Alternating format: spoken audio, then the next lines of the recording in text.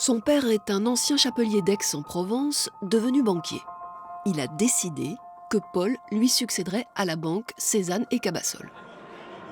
Pas question d'avoir comme héritier un saltimbanque qui mène une vie de patachon à la capitale. Pour le convaincre, Paul se dit qu'il va lui montrer ce dont il est capable.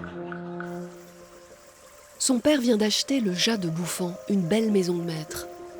Pendant près de 10 ans, dans les années 1860, Paul va recouvrir les murs de plâtre du grand salon de ses peintures, jusqu'à ce que son père finisse par céder et le laisse suivre sa vocation.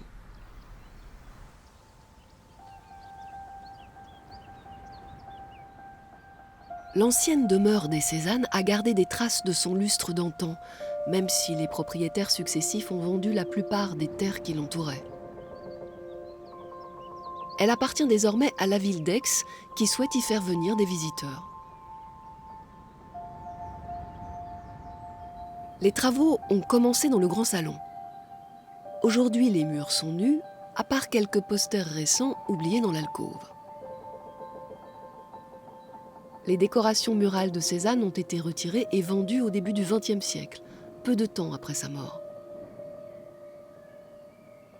C'est toute l'histoire du cheminement artistique du jeune Cézanne qui a disparu avec elle. Essayons de lui redonner vie. Vers 1860, Paul Cézanne commence par peindre 4 femmes, les 4 saisons, dans un style un peu raide. Elles sont sans doute inspirées par Botticelli et par les tableaux du début du XIXe siècle qu'il a vus au musée Granet, à Aix. Il les signe malicieusement ingres, comme s'il voulait se moquer de l'école française et de son chef incontesté.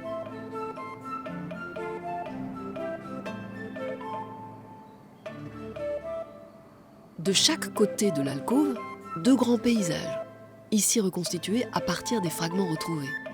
Ils faisaient peut-être partie d'un ensemble qui représentait 4 moments de la journée. Il ne reste qu'un autre fragment sur le mur de droite.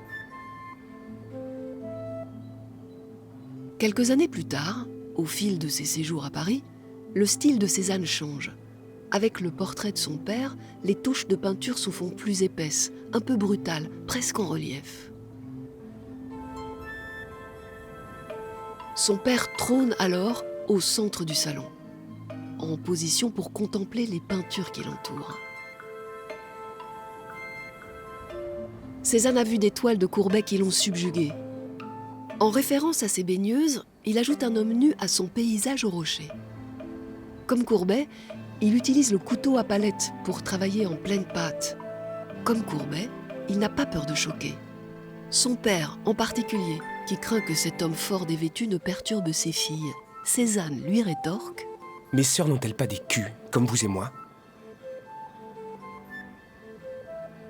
À la fin des années 1860, Cézanne ajoute 2 figures religieuses, un Christ au limbe, inspiré d'un tableau du XVIe siècle, et une Madeleine en deuil, plongée dans la prière.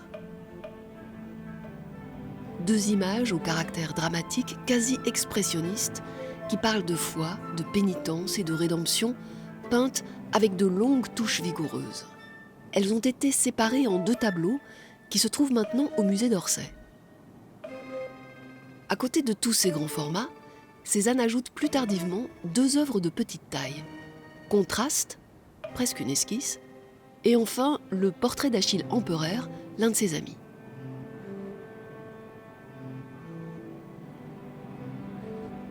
Avec ces dernières œuvres, Cézanne oublie son but premier qui était de plaire à son père en créant des décorations académiques qui flatteraient son bon goût bourgeois. Il n'en fait plus qu'à sa tête.